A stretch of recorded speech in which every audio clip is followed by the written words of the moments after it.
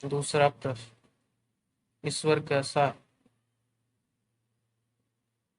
ईश्वर सर्वव्यापक है, सर्वशक्तिमान है, भूत भविष्य वर्तमान की सारी बातों को जानने वाला है, क्योंकि इस संसार और संसार के सब पदार्थों को तथा मनुष्य के मन और बुद्धि को भी ईश्वर ने ही बनाया है। अतः संसार में जो कुछ है या होना संभव है, मन या बुद्धि में जो कुछ आता है या आ सकता है, वह सब ईश्वर का ही रूप है। ईश्वर वह सब है और उससे भी विलक्षण है। ईश्वर ऐसा है और ऐसा नहीं है, इस प्रकार का हठ अज्ञान के कारण होता है। जैसे घड़े के भीतर भरा पानी घड़े जैसा और लोटे में भरा पानी लोटे जैसा होता है, वैसे ही जो जैसी भावना ईश्वर के संबंध में कर ले, उसके लिए ईश्वर वैसा ही है।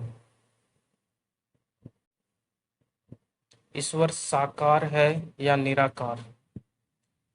ईश्वर निर्गुण, सगुण, साकार, निराकार, सर्वरूप है। जैसे मिट्टी में घड़ा नहीं है, परंतु मिट्टी से अलग घड़ा कोई वस्तु भी नहीं है, इसी प्रकार ईश्वर में यह संसार नहीं है, पर संसार के पदार्थ और गुण ईश्वर से अलग भी नहीं है।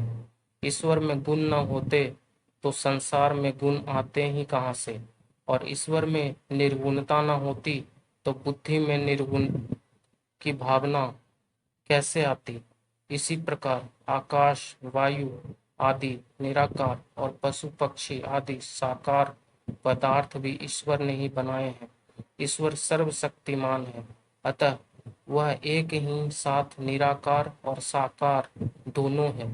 इसलिए ईश्वर के निराकार या साकार पने के विषय में झगड़ना नहीं चाहिए।